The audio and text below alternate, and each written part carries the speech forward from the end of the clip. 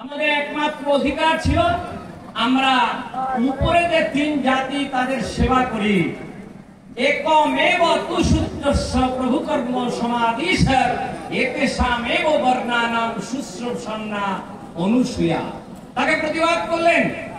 হরিচাঁদের পূর্ব এসেছেন, প্রতিবাদের স্বর তুলেছেন, কিন্তু এই সমাজে সেই স্বরকে প্রতিষ্ঠিত করাতে পারেননি।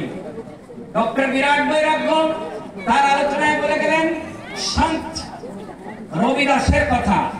রবিদাস বলেছেন, এক पढ़ेगा एक लड़ेगा एक करे व्यापार, बाकी सब सेवा करे ऐसा नहीं चलेगा राज। सब पढ़ेंगे सब लड़ेंगे सब करे व्यापार, सबकी सब सेवा करे ऐसा चाहा मेरा। বর্তমান তাই হচ্ছে। গুরুচাঁদ তার গুরুগম্ভীর কণ্ঠে বললেন, উদ্ধৃত কণ্ঠে ঘোষণা করলেন, বিদ্যা চাই, ধন চাই, বসন ভূষণ চাই, হতে চাই জজ ম্যাজিস্ট্রেট, সাগর পেরোতে চাই, দেখি সেটা কিবা পাই, হব কেন করে মাথা হেট।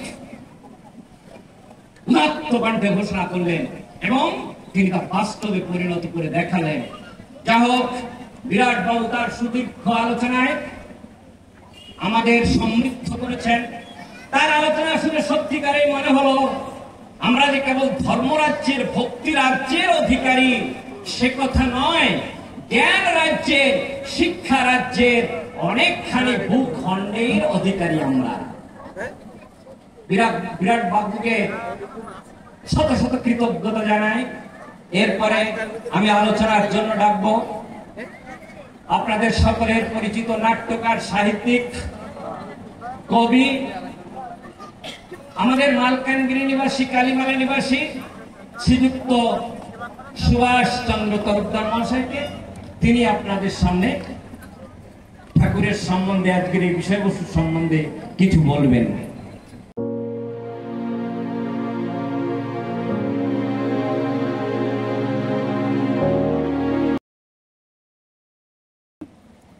হরিবল।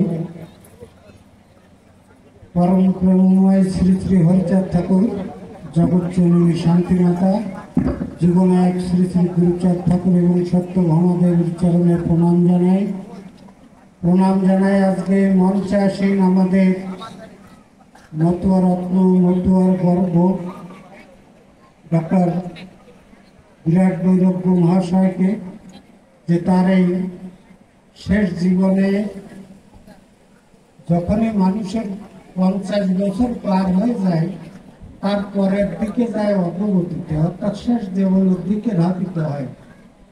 তথাপিও তার যে গবেষণা ধর্মী বক্তব্য, যে বক্তব্যে মানুষের ঘুমন্ত জ্ঞান চেতন লাভ করে, সেই বক্তব্য আমরা শুনতে পারলাম। আরো উপস্থিত আছেন আজকে সবার সভাপতি মহাশয় এবং অন্যান্য সাধুগুরু বৈষ্ণব, সকলের চরণে জানাই সশ্রদ্ধ প্রণাম। যারা মায়েরা উপস্থিত আছেন, মাতৃশক্তিকে জানাই আমার সশ্রদ্ধ প্রণাম। আজকে তারক জয়ন্তী উপলক্ষে আমরা এখানে উপস্থিত হয়েছি। এই তারক জয়ন্তী বা তারককে তার জন্ম জয়ন্তী পালন করে আমরা কি স্মরণ করতে চাই? এতক্ষণ যে বক্তব্য আমরা শুনলাম, এই বক্তব্যের পুরোধা পুরুষ হলেন তারক। তারক না থাকলে কিন্তু এই বক্তব্যেরই সৃষ্টি হতো না। কারণ যত যত ধর্মগ্রন্থকার এ পর্যন্ত ধর্মগ্রন্থ আমাদের হাতে দিয়েছে, কোন এক মনীষীর বা কোনো ভগবানের জীবন চরিত নিয়ে, জীবন আলোক্য নিয়ে, তারা ভগবান চলে যাওয়ার বহুদিন পরে তারা নিজেরা ওই ঘটনাগুলি লিখিয়ে তার মধ্যে কল্পনার সূত্র বেশি ডুবে গেছে। কিন্তু তারক গোসাই ছিলেন হরিচাঁদ গুরুচাঁদ ঠাকুরের সমসাময়িক। তিনি যা নিজে চোখে দেখেছেন এবং তার জীবনে যেগুলো ঘটেছে সেই সমস্ত ঘটনার সামান্য কিছু লিপিবদ্ধ করেছেন। আর যেগুলি লিপিবদ্ধ করেছেন সেগুলি সব সূক্ষ্ম অবস্থায়। দুটো লাইনের মধ্যে এইরকম বড় বড় 2-4 খানা গ্রন্থ রচিত হয় মাত্র দুটো লাইনকে ধরলে। তাহলে পুরো লীলামৃত বিশ্লেষণ করে লিখতে পূর্বে যারা, আমার মনে হয় প্রথম গবেষক আমাদের গবেষকের মধ্যে নন্দদুলাল মহন্ত এবং দ্বিতীয় গবেষক হচ্ছেন ডক্টর বিরাট বৈরাগ্য। তাহলে এখান থেকে ওই মতুয়া তত্ত্বের যে গবেষণা বা তার বিশ্লেষণ শুরু হয়েছে তা কিন্তু বেশি দিনের নয়, কারণ একটা মানুষের জীবন আর কতদিন হয়।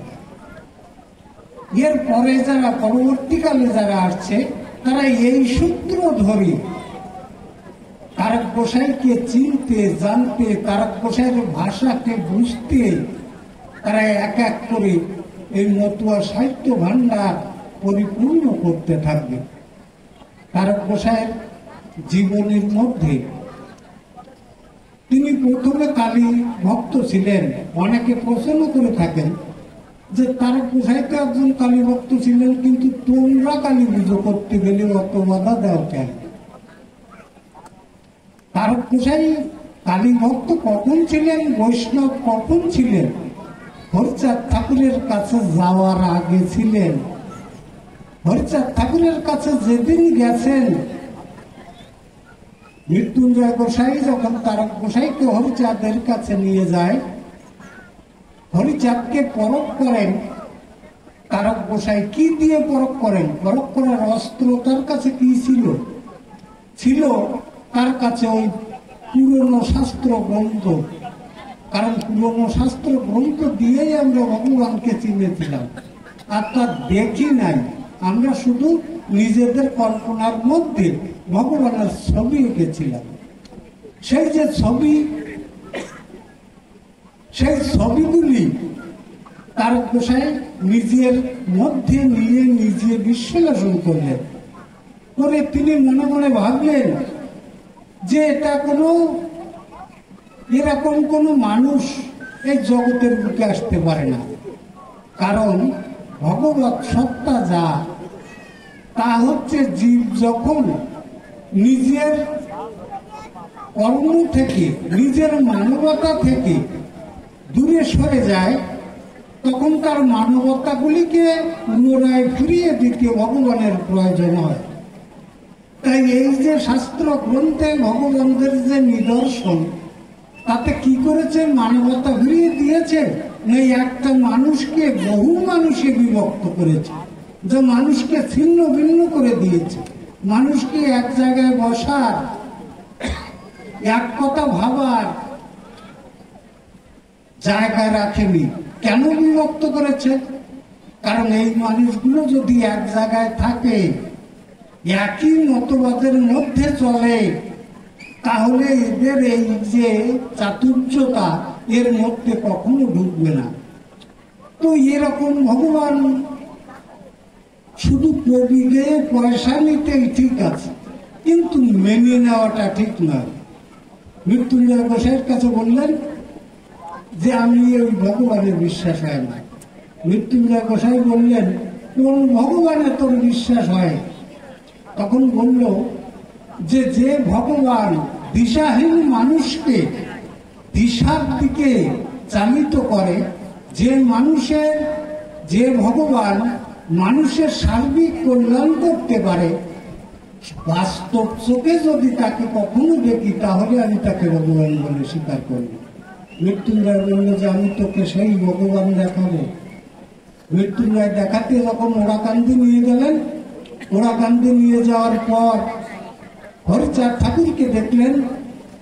দেখার পর তার যে শাস্ত্রের নিদর্শন, যে ভগবানের যে দেহ শরীর, সেটা আলাদা থাকে, সাধারণ মানুষের মতো থাকে না। সেটার মধ্যে 32টা লক্ষণ থাকে। পঞ্চসূক্ষ্ম, পঞ্চদীর্ঘ, সপ্তরক্ত, স্মরণমত, ত্রিদৃশ্য, পীত, গাম্ভীর্যন্দা, 30 লক্ষণ হয়। এ শাস্ত্রে বলেছে।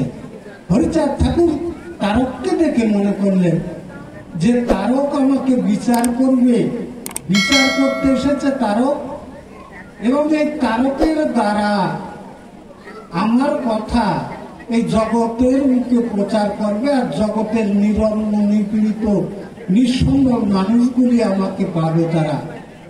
তাহলে তারকের মনের মধ্যে যদি কোনো সন্দেহ থাকে, তাহলে সে যখন নিজে মেনে নিতে পারবে না আমাকে, অন্যকে কি করে বলবে যে তুমি মেনে নাও?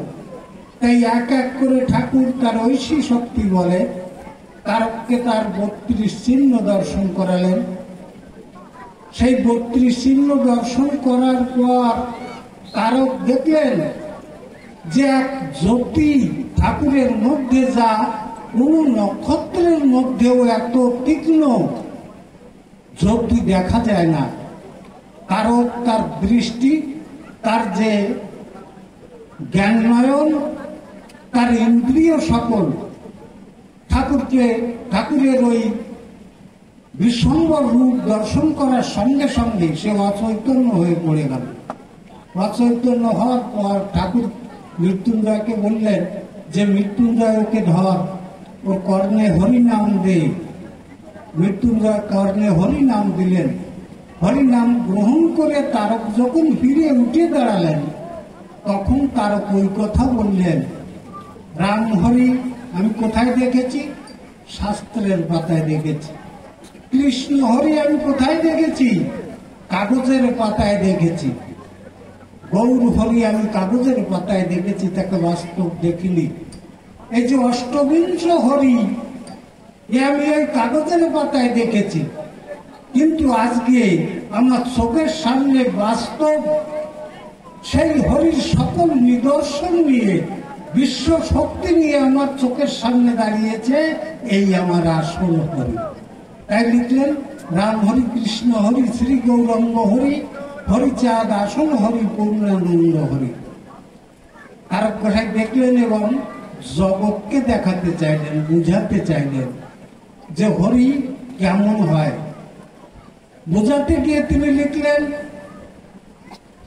হাতে কাম মুখে নাম, সব চরিত্র রবে। দাদা বলেছেন এর আগে, পরপতি পরশতী স্পর্শ না করিবে, তুমি না ডাকিলে হরি তোমাকে ডাকিবে। এ পর্যন্ত আমরা জেনে এসেছি যে ভগবানকে পেতে হলে ভগবানের ভজন পূজন করতে হয়, এবং ভগবান কোথায় আছে তাকে ডেকে আনতে হয় নিজের কাছে। ডেকে এনে তারপরে নিজের আত্মনিবেদন পরিবেশন করতে হয়। হরিচাঁদ কিন্তু তা বলেননি। হরিচাঁদ বলেছেন যে তুমি আমার কথাগুলি কাটায় কাটায় নিজের জীবনে আচরণ করো, আমি তোমাকে খুঁজে বের করবো তুমি কোথায় আছো। কারণ একটা চরিত্রবান মানুষ, একটা শিক্ষিত মানুষ, সেই হয় ভক্ত। ভক্ত কথাটা অত সোজা নয়। দাদা বলতেছিল না যে মতুয়া মত অত সোজা নয়, খুব কঠিন। আসলে কঠিন। ওই দশরথ গোসাই বললেন তারক গোসাইকে, যে লেখা সেই পড়া, জানো তাহা উগাড়িয়া, দেশ ভাষা মতে দাও পুস্তক রচিয়া, যুবকরা সবে যাতে বুঝিবারে পারে সেই মতো লিখে দাও আমাদের ঘরে। কিন্তু সেই মতো লিখতে গিয়ে তারক গোসাই এমন লেখা লিখলেন যে বড় বড় গবেষকদের ব্রেন ভাঙে যায় তা ওই অসূক্ষ্ম তত্ত্ববাদ করতে গিয়ে। এই যে কথাগুলি প্রত্যেকটা বাণীর মধ্যে কি বুঝালেন যে তুমি চরিত্রবান হও এবং নিজে চরিত্রবান হয়ে অপরের চরিত্র গঠন করো, তবে তুমি মতু হতে পারবে, তবে তুমি ভক্ত হতে পারবে। নচেত ভাবাবেগে কারো পুত্র শোক, কারো টাকা হয়েছে, দাদার 10 লক্ষ টাকা নিয়ে কেনা চলে গেছে, তার একটা শোক, ছেলে পেলে লেখাপড়া শিখতে পারছে না, পরীক্ষায় পাশ করবে কিনা, এই সমস্ত অন্তর বেদন নিয়ে মানুষ ওই ঠাকুরের কাছে আসে। এসে ঠাকুরের কাছে কামনা করে যে আমার যদি এইটা হয় তাহলে তোমারে আমি কিছু দেওয়ানি, সামনের যে উৎসব আসতেছে সেখানে। বাকিতে মানত করে, নগদে না। তার যদি ঘটে যায়, ওই যে আমার নাতি একটা আছে, আমার বড় ছেলেও হতো না। ওর ঠাকুর মা সে এইখানে মানত করে গেছিল যে সামনের বছর যদি আমার ছেলের একটা পুত্র সন্তান হয় তো তোমার কিছু দেওয়া নেই, বাকিতে করে গেছিল। তারপরের বছর এই যে একটু আগে লাগায় মঞ্চের পরে আইছিল ওই তার গোসাই ডাল ওই রকম বাকিতে মানত করে যায়। মানত করার পরে ঠাকুর কিন্তু কাউকে বলমুখ করেন না, তিনি জাত দেখেন না, তিনি বৈষম্যতা দেখেন না। তো তারকের কাছে মানত করলে তারক সব ক্ষেত্রে তার যে নিবেদন ঠাকুরের কাছে পৌঁছে দেন আর ঠাকুর বর্ষিত করে এই ভক্তদের মধ্যে। তাহলে ভক্ত হতে হলে শক্ত হতে হবে। শক্ত হতে দাদা মাঝে মাঝে বলতেছিল না আমার কথা আমি বলে যাবো তাই ভালো পাওয়ার মন্দ পাবো, তার মানে ওগুলো শক্ত কথা। তো ওই শক্ত কথা নিজের মধ্যে নিয়ে শক্ত হয়ে দাঁড়িয়ে থাকতে পারে যে সে প্রকৃত ভক্ত। আর নসের ভাবাবেগে পড়ে 10 জনে কি কয় ওইতে সরে গিয়ে আর এক জায়গায় যেয়ে দাঁড়ালাম, ওতে শক্ত ভক্ত কয় না। ঠাকুরের প্রতি বিশ্বাস থাকে না, ঠাকুরের প্রতি ভক্তি থাকে না। আমি যদি আমার হরিচাঁদকে মানি, হরিচাঁদকে মানি কেন? যে তিনি বিশ্বের সর্বমঙ্গলদাতা, আমার সব রকম মঙ্গল করার ক্ষমতা তিনি রাখেন, তাই আমি হরিচাঁদকে মানি। এইবার দেখা যাচ্ছে যে বিয়ের সময়, শ্রাদ্ধের সময়, অন্য পুজোর সময়, সেই সময় চিন্তা করি যে হরিচাঁদ পারে কিনা আবার আরেকজন রেডাই নিয়েছে। তাহলে এই যে বিশ্বাস হারানো, এই বিশ্বাস হারানোতে ভক্তির ঘাটতি হয়। আমার ভক্তি ঠিক স্থায়ী হয় না। ভক্তি যেখানে সেখানে মরণমুখী হয়ে বড় বড় ভক্তরা তার চরণে পড়ে গেছে, সে অপেক্ষা করে নাই যে আমার অন্য কোনো জায়গায় যেতে হবে।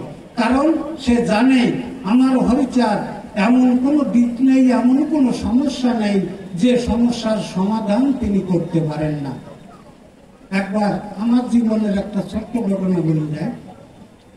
ওই অরবিন্দু দাদা ছিলেন পুরনো মতুয়া, এই জায়গার 61 নম্বরের বাড়ি, এমপি 61, মানে ওই 64 সালের পরিবার।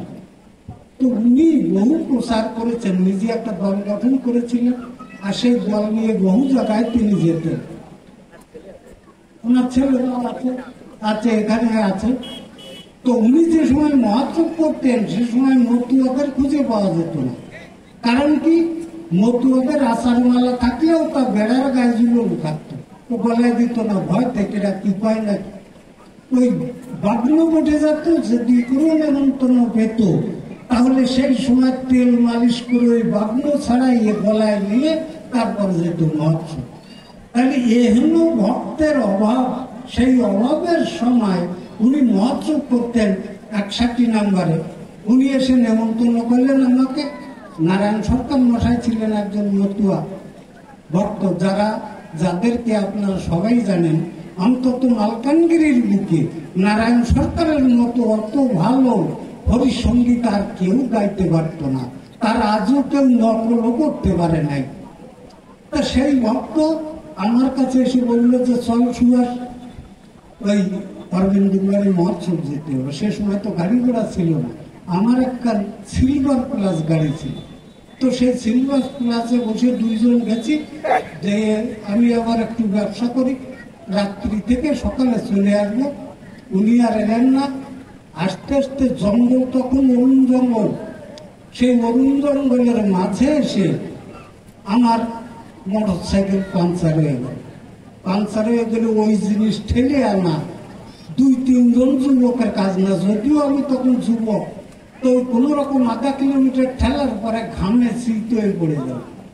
গুরুচাঁদ ঠাকুরকে গালাগালি দিচ্ছি, আমি তার গোসাইকে গালাগালি দিচ্ছি যে এই নাকি তোমাকে কাজ, তোমাকে কর্ম করতে এসে আমার গাড়ি পাঞ্চার হয়ে গেছে, সকালবেলায় না খেয়ে আমি এইরকম ভাবে ঠেলতে ঠেলতে আমার জান বেড়ে যাচ্ছে। আমার জন্য তোমার কোনো অবদান নেই, করতে পারবে না। না মোটর সাইকেল ভেলায় আমি বাড়ি যাইতে পারছি, না ওটারে ঠেলে নিয়ে বাড়ি যাইতে পারছি। সে সময় জঙ্গল সাফা করা কাজ চলত, আমরা জঙ্গল সাফা করেছি তখন। এটা 1975-76 সালের ঘটনা। হঠাৎ ওইখানে বসে গাছতলায় বসে অধমুখিয়ে ঠাকুরের সঙ্গে যুদ্ধ চলছে আমার, যে তোমার মতবাদ, তোমার যে দর্শন, তোমার যে আদর্শ তো মানুষ পালন করবে কেন? তোমার মত করতে এসে আমার এত বড় বিপদ ঘটে গেল। এইসব করতে করতে হঠাৎ একজন বৃদ্ধা মহিলা তার ওই বাতের থালাতে আর এক বটি জল নিয়ে আমার ওই অবস্থা দেখে বলতেছে, বাবা তোমার এটা কি খারাপ হয়ে গেছে? ওই মোটরসাইকেল দেখায় বলতেছে। আমি বলছি, হওয়া মাসি এটা খারাপ না হয়ে গেলে কি এনে বসে থাকি নাকি হবে? তা খারাপ হয়ে গেছে, তা কি করবো এখন? বলছে কি করবো তাই তো ভাবতেছি। তোমার তো অবস্থা খারাপ, চোখ মুখ বসে গেছে, তোমার খিদে লাগিয়েছে।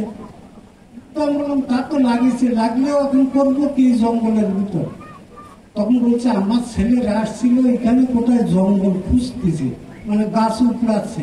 তা আমি ঘুরে ঘুরে তাদের আর খুঁজে পেলাম না, ভাবলাম যে বাড়ি যাই, তারপরে একটা ব্যবস্থা করবার। এই যে ভাতের থাল ভাত রয়েছে আর এই জলের গতি তুমি খাও। আমি বলছি, এই কি ব্যাপার? আমি কেন খাবো? আপনার ছেলেদের জন্য এনেছেন, তারা না খেয়ে থাকবে।